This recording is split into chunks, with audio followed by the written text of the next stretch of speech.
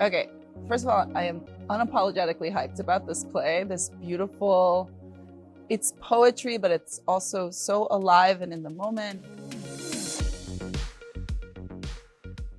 Hi, my name is Khanisha Foster. I'm the director for The Ripple, the Wave That Carried Me Home. So when I first read it, I said, who wrote this play for me? Because my grandfather, the way he met my grandmother was he was a lifeguard at a black pool, and my grandmother was a nursing student, and he was doing flips and dives and things to show off for her so that she would fall in love with him. And she did. The first day of rehearsal, we had the absolute pleasure of having the playwright speak to us about the play, Christina Anderson, who, like, every day I'm like, how did this genius get set down in the world? But Christina was telling us that the play, each character represents a different type of activist and what it is to be raised by an activist. And funny enough, Christina started to dig into what it might be like to be raised by a Black Panther. My father was a Black Panther. I was raised by a Black Panther. And the play continuously resonates with me because the lead character always hears her father's voice in her head whenever she's trying to make a decision for herself. And I think that's so true.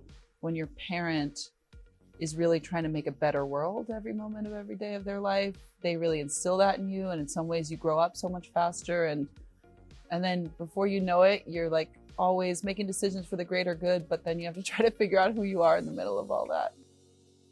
Swooning. I'm swooning for my cast. We have a 4-person cast. They are heaven. Okay, let me just tell you.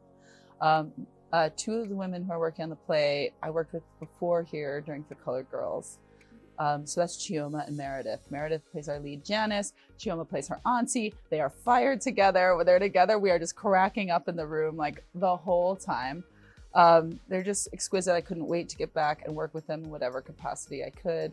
Gregory, who plays the pop in our show, I've worked with before. He was my brick in Cat on the Hudson Roof when I directed it. And he's just joyous and delightful and funny. And then of course there's Tiffany, who plays his wife, who I've known for a long time, admired her work. You can see her on TV if you like, but she's a stage actor true and true as well, and just very brilliant. And I think what the fun of the room with this cast is, the play says the family is an ocean. And so we're like, okay, so what does it look like to really love somebody, to really be a family? And we've been looking for how you specifically, the touch of someone you love, whether it be a parent or a spouse or a friend or your favorite auntie.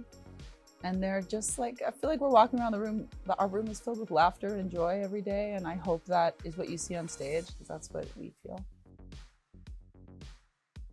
I would say this is one of those shows that's so delicately laid that before you know it, you are immersed in a wave of feelings that are both like private and personal and hilarious and fun. And so even though it's about a play where a woman is trying to sort through her memories to figure out who she is now, I feel like it's a play that like allows us space to come to ourselves now, like who we are after we've lived these crazy lives that we've lived. I always say about my plays, I do not direct dirges.